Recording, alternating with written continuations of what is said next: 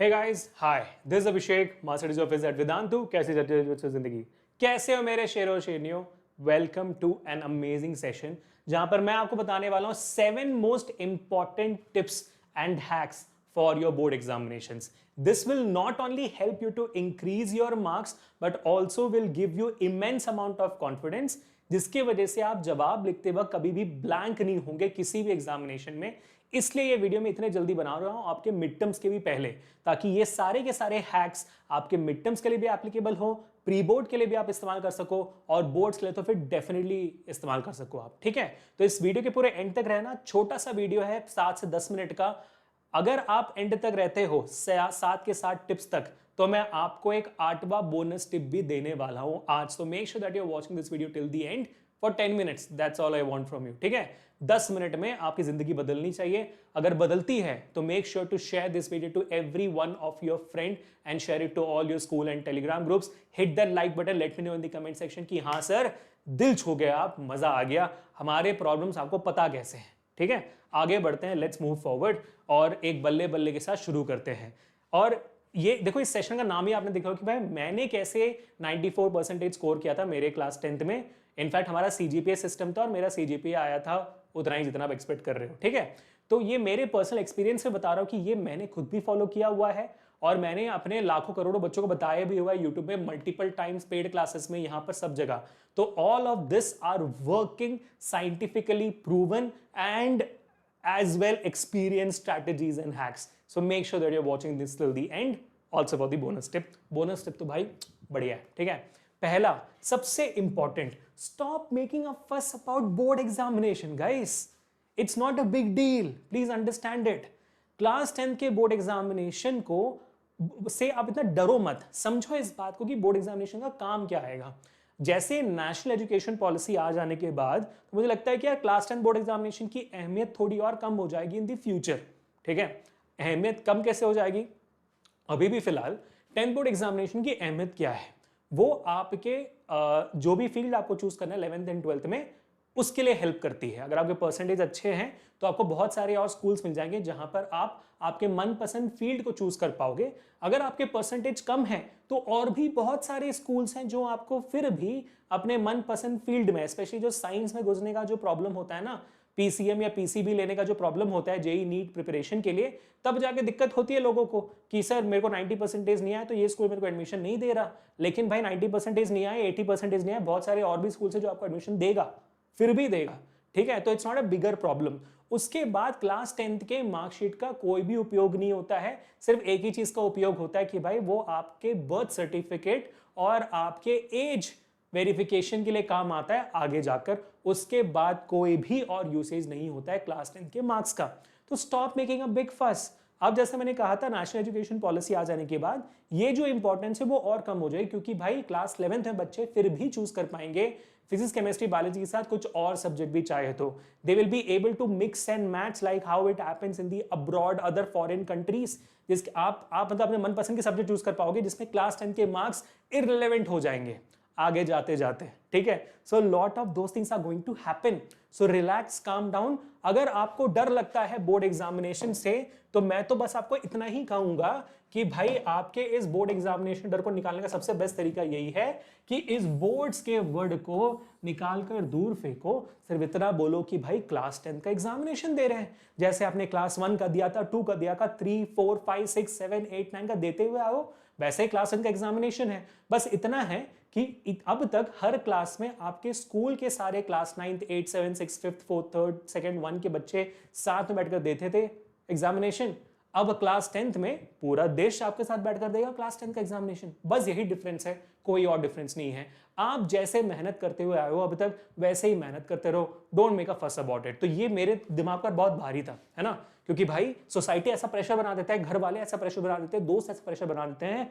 आज तो भाई बोर्ड्स का साल है, क्लास 10 तो बोर्ड्स वाला साल है ना. हमारी बेटी ने तो इतना परसेंटेज लाया था, आपका बेटा कितना लाएगा? भाई मैं तो इस साल तो मैं बुरा फोड़ूंगा. मैं तो यहां भी ट्यूशन ज्वाइन कर लिया, वहां पर भी कर लिया, ऑनलाइन भी पढ़ रहा हूं, इस साल का टॉपर तो मैं ही हूं. तो ये सब सुनकर आप डरिए मत, relax, chill bro. Second, attempt all the questions guys, mid term हो, प्री बोर्ड हो, बोर्ड एग्जाम, कोई भी एग्जामिनेशन हो, जहां पर भी नेगेटिव मार्किंग नहीं होती है, जहां पर भी नेगेटिव मार्किंग नहीं होती है, कृपया करके सारे सवालों को अटेम्प्ट करिए, क्योंकि इसके आपके मार्क्स नहीं कटने वाले। इनफैक्ट अगर कुछ ना कुछ रिलेटेबल निकला जवाब से तो एडिशनल मार्क्स मिल सकते हैं जो चले जाते हैं बिना नेगेटिव मार्किंग के, है ना। Please attempt all the questions whichever is there in your question paper. कोई नेगेटिव मार्किंग नहीं, जवाब नहीं आता है दैट इज ओके। मतलब पूरा पेपर कर लेने के बाद आकर बैठना इस पे कि भाई कोई सवाल पढ़ा, कुछ तो इस टॉपिक से रिलेटेबल लग रहा है तो लिख देते हैं इसके ऊपर। कुछ न्यूमेरिकल है, चलो भाई कुछ आसपास वाले न्यूमेरिकल का जो फॉर्मूला है वो लिख देते हैं यहाँ पर। लिखो, कैलकुलेशन गलत होता है उन्हें तो जवाब को निकालो एसआई यूनिट में, क्या इशू है यार। थोड़ी आपके मार्क्स कट रहे हैं, वहां पर नहीं कट रहे हैं ना, हो सकता है आधा एक मार्क्स एडिशनल मिल जाए, क्यों गवा रहे हो उसको। तो अटेम्प्ट ऑल दी क्वेश्चंस में इतना ही कहूंगा।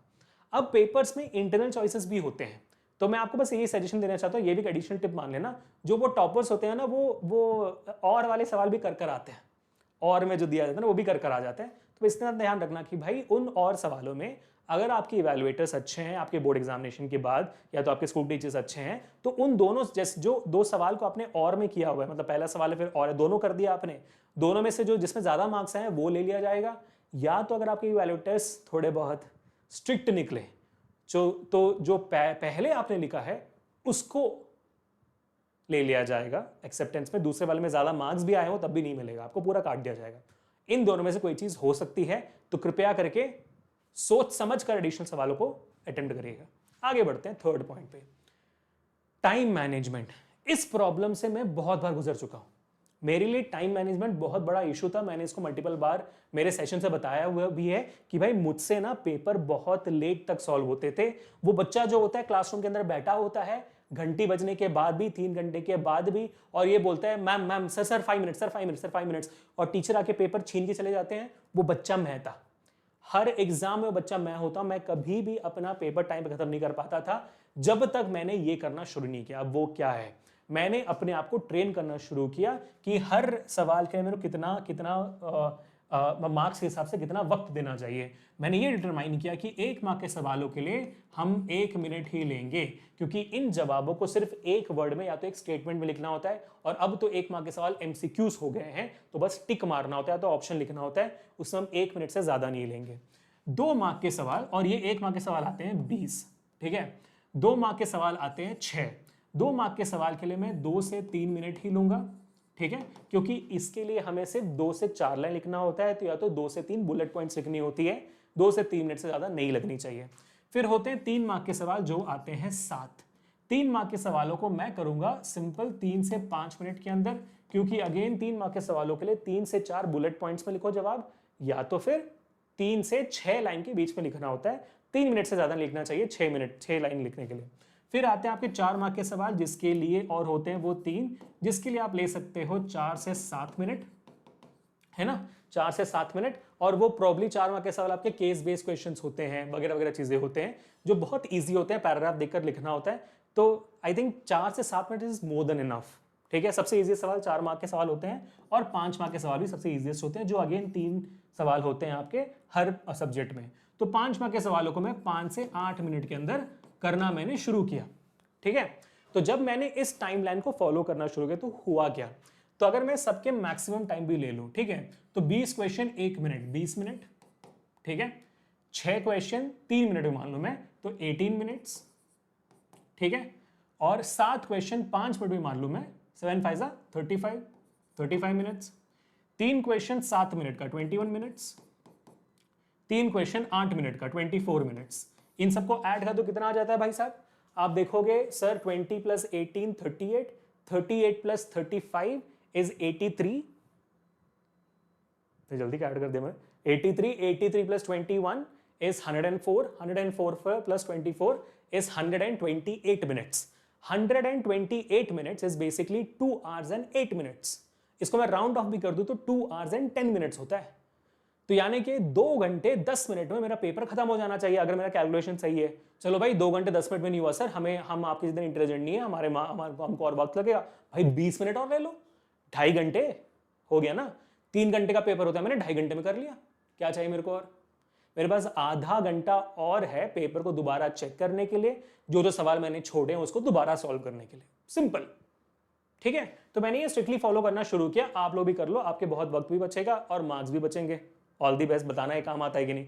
आगे बढ़ते हैं to the fourth point, if you don't know the answer write it in your own words. ठीक है, जैसा मैंने कहा था आपको पेपर में कोई भी सवाल छोड़ना नहीं है, और जैसे मैंने बोला ये होगा, फिर आपको लगा सर करना कैसे, मैंने उसी बात आपको समझा दिया था कि भाई रिलेटेबल चीजें जरूर लिखो, उस सवाल से रिलेटेबल चीजें जरूर लिख कर आओ, खाली ब्लैंक मत छोड़ कर आओ, बस ये प्लीज प्लीज प्लीज ख्याल रखिए।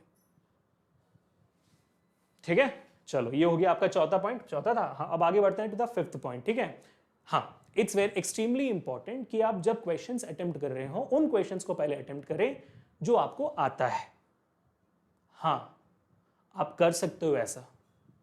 सेक्शन ए आपने देखा, सेक्शन ए में आपने देखा कि 20 में से आपको 15 सवाल आते हैं, 5 नहीं आते हैं, तो आप क्या करोगे, उन 15 सवालों को सॉल्व करोगे, उसके बाद उन 5 सवालों के लिए जगह छोड़ दोगे। 1 मार्क का सवाल है तो एक लाइन छोड़ दोगे। 2 मार्क्स में 6 सवाल होते हैं, मुझे सिर्फ एक ही पता है, सेक्शन बी है वो, तो बी करना जरूरी नहीं है। सेक्शन ए के बाद सेक्शन बी ही करना है, जरूरी नहीं है। आप सेक्शन सी भी कर सकते हो। सेक्शन सी में 7 में से 4 सवाल पता है, तो मैंने सेक्शन सी डाल दिया, पहले 4 सवाल सॉल्व किए, अभी भी 3 सवाल उसमें बाकी है। मैं क्या करूंगा, मैं उन 3 सवालों के लिए जगह छोड़ दूंगा, मैं कोई और सेक्शन स्टार्ट नहीं करूंगा। सेक्शन सी 4 सवाल कर लिए, फिर सेक्शन डी करूंगा, फिर 3 सवाल बाद में दोबारा लिखूंगा सेक्शन सी, बिल्कुल नहीं। सेक्शन वाइज आप चीजें सॉल्व करिए, क्वेश्चन वाइज सॉल्व करना जरूरी नहीं है। ठीक है, section wise solve, section A के बाद सेक्शन सी करो, जो नहीं आता जगह छोड़ो, फिर सेक्शन बी करो, जो नहीं आता जगह छोड़ो, सेक्शन डी, सेक्शन ई, ऐसे कर सकते हो आप। लेकिन आपको क्वेश्चन नंबर 1 2 3 4 5 6 ऐसे करके ऑर्डर में जाना है, जरूरी नहीं है। सेक्शन ए सेक्शन बी आप इंटरचेंज कर सकते हो। ठीक है बेटा, याद रखना इस बात को। और अगर आपको इस साल का लेटेस्ट सैंपल पेपर का डिस्कशन चाहिए, वो भी मैंने डाल दिया है ऑलरेडी, मेरे ख्याल से कल डाला हुआ है, आप चेकआउट कर लीजिए जाकर। पूरे साइंस सैंपल पेपर को हमने घोट कर पी लिया है। देखो, सिर्फ मेरे ख्याल से 10-20 मिनट का सेशन है, मजा आ जाएगा देखकर, पता चल जाएगा आपको भाई कौन से सब्जेक्ट से कौन से चैप्टर सबसे ज्यादा मार्क्स सवाल आ रहे हैं। इतना डिटेल में किया हमने, देखो जाकर। ठीक है, अब आगे बढ़ते हैं तो next question number point number 6, present the answers in a neat and tidy way with important points highlighted. Let's take the argument of good handwriting and bad handwriting. Guys, it's fine, आपकी handwriting खराब है, कोई इंसान देखकर पढ़ सकता है, काफी है, कोई मार्क्स नहीं कटेंगे। बस इतना ध्यान देना कि पढ़ने लायक हो, ऐसा ना हो कि पढ़ने के लिए ऐसे देखना पड़े क्या लिखा है, ये नहीं होना चाहिए।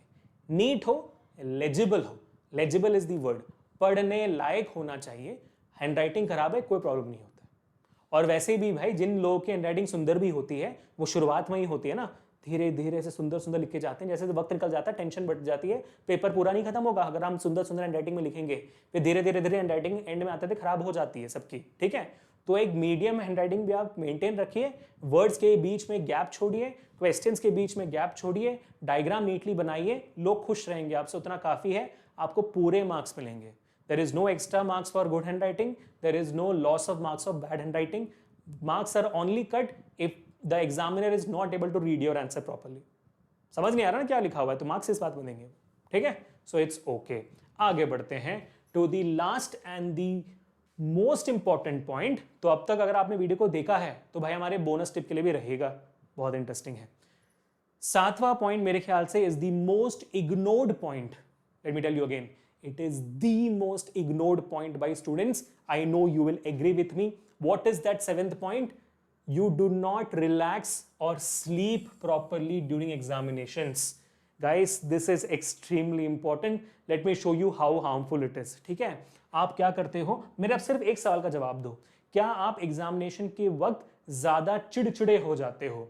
Do you feel more irritated during the examinations? Yes. Hear me out. Why?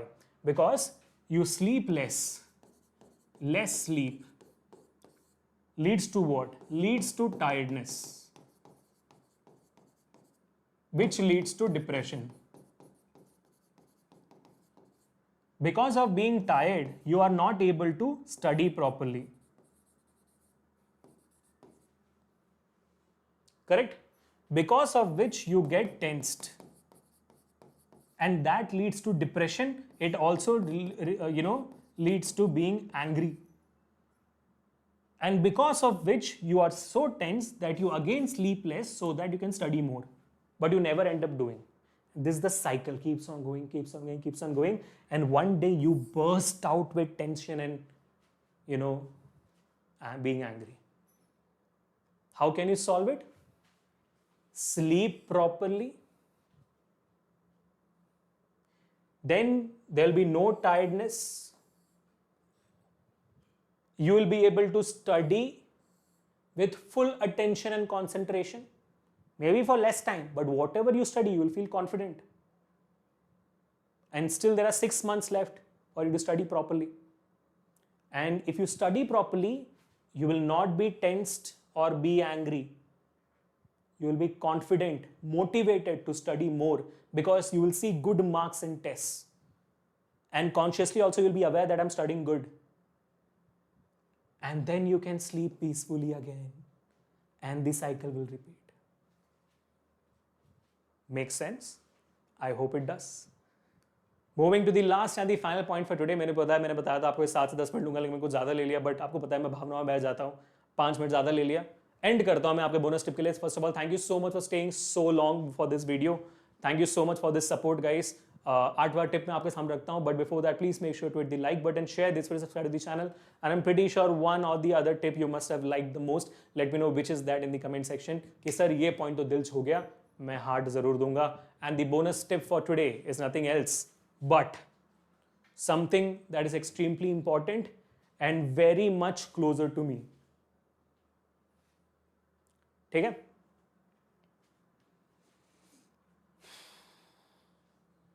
बताओ. The bonus tip for everybody is कृपया करके अपने फिजिकल हेल्थ पे भी ध्यान दीजिएगा. मैंने देखा है बहुत लोगों को, बहुत सारे बच्चों को देखा हुआ है, जब वो पढ़ाई वाले सीजन में चले जाते हैं अपने फिजिकल हेल्थ पे ध्यान नहीं देते. You must have heard the coat that a healthy mind resides in a healthy body. आप उतना ही टायर्ड फील करोगे अगर आपकी जितनी आपकी बॉडी लेजी फील कर रही है. अगर आपकी फिजिकल बॉडी एक्टिव रहेगी तभी आपका दिमाग भी एक्टिव रहेगा. तो इट्स एक्सट्रीमली इंपॉर्टेंट कि अपने पढ़ाई के सीजन में आप कम से कम 20 मिनट से आधे घंटे तक कोई ना कोई फिजिकल एक्टिविटी जरूर करें. कुछ भी हो सकता है, yoga, workout, exercise, cricket, badminton, कुछ भी, कोई भी स्पोर्ट हो सकती है, डजंट मैटर, बट 20 मिनट से 30 मिनट तक जरूर करिएगा उसे हर दिन. Do not miss on that. It will keep you physically fit as well as active, which will help you to also not release stress and pressure from your brain, but also will help you to relax and be more attentive while studying. Will also give you a break. Don't miss it out. So I really hope always enjoyed this people. मिलते हैं next session में. Until this, Abhishek signing off for today. इस video को and होते वक्त आपको and screen यहाँ पे दिखाई देंगी. जो वीडियो आपको अच्छा लगता है, जो प्लेलिस्ट आपको अच्छा लगता है, क्लिक करके देखिएगा जरूर. ये आपके मिड टर्म्स, प्री बोर्ड्स और बोर्ड्स के लिए हैं. मिलते हैं नेक्स्ट सेशन में for another amazing video. This is Abhishek signing off. Peace, people.